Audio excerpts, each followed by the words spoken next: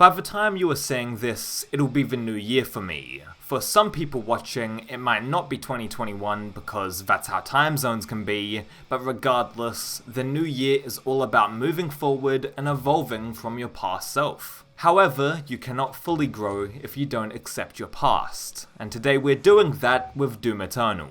Pretentious monologue aside, Doom Eternal has 13 levels throughout its campaign, and I thought it would be a decent idea to talk about the best and worst levels that the game has to offer. Let's start off with the weakest levels in Doom Eternal, and Sentinel Prime needs to be right up there. I know that it's unfair calling Sentinel Prime the weakest level in the game because it's basically a glorified boss fight with some lore stuff thrown in, but out of the 13 levels, it is just the worst. There's nothing to it, and the walk up to the boss is not that fun. Sentinel Prime doesn't look visually interesting enough to enjoy walking in, and apart from the lore pages you can collect, there isn't much to interact with at all. With Exaltia, for example, walking around that level is so entertaining by itself because of the amazing environments and set pieces that level has to offer. With Sentinel Prime, it's just a few castle structures, and the Khan Maker talks a couple of times, and then you're at the boss. At least the Gladiator boss fight is pretty damn good, with his unique attack patterns and awesome death animation.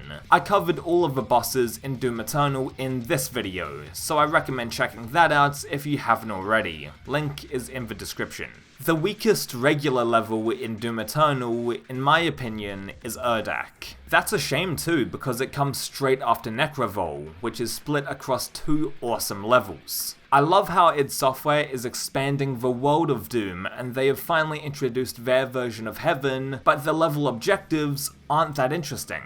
Once you find out that the Icon of Sin is on Earth, the whole objective in the level is to activate a teleporter to get back to that planet. This requires the player to move 3 rings into place to get the portal ready, and it just gets tedious. I like how Erdak looks, especially in the Ancient Gods DLC with the halts, but I don't think the activities are that fun. The platforming is a little too out there as well, with floating rings that you jump towards to send you flying. It reminds me of Superman 64 for some reason, and thinking about that game makes me feel sick. Joking aside, the same exact platforming concept was handled better in the Ancient Gods on the UAC Atlantica level. Instead of random rings that make you go flying, the Ancient Gods use a large gush of wind to push you forward, which makes a lot more sense and is enjoyable to navigate.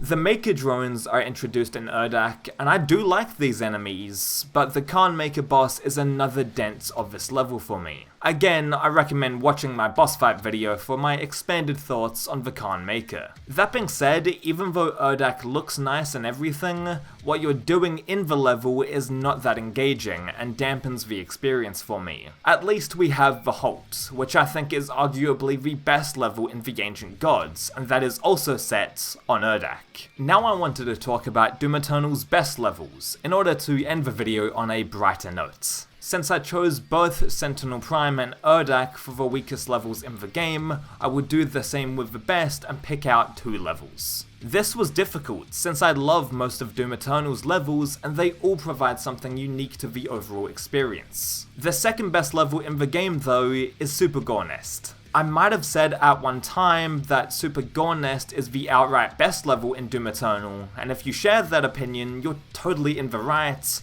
but I think Mars Core is a little better. Let's talk about Super Gore Nest first though, and work our way up.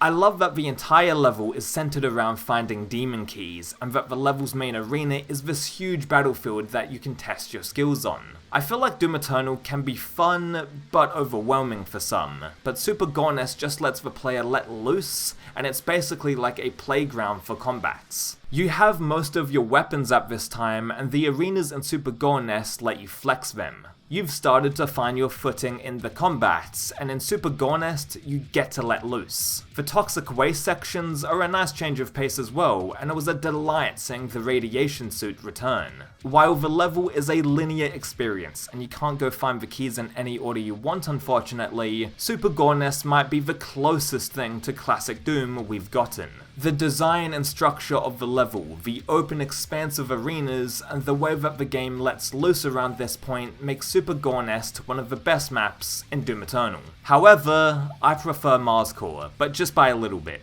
The unique traversal puzzles is a real highlight for me, and the way that you hop between broken off pieces of Mars is fucking incredible. There are so many Doomslayer highlights in the cutscenes as well, and Mars Core does a great job of showing how feared and badass he is. The way that he grabs the officer's plasma rifle, the part where he rolls his shoulders back when he breaks through to the Mars base, when the Doomslayer tries to fire the BFG and then Vega asks if he wants to turn the safety off, all of these moments and more capture the humour and entertaining spirit of Doom Eternal and id Software, and it's all wrapped up in one level. The platforming puzzles, while I like them in the rest of the game, feel really natural in Mars Core, since you have to traverse through space rubble, and I think it's fantastic. Oh, and how can I forget that you grab the BFG in this level, and similar to Doom 2016, id Software gives you a perfect place to use it with these cacodemons. When you dive into the hole on Mars and end up at the core, the explosions and fire that shoots up as you're working your way to the slipgate looks incredible, and it's the perfect way to end a great level.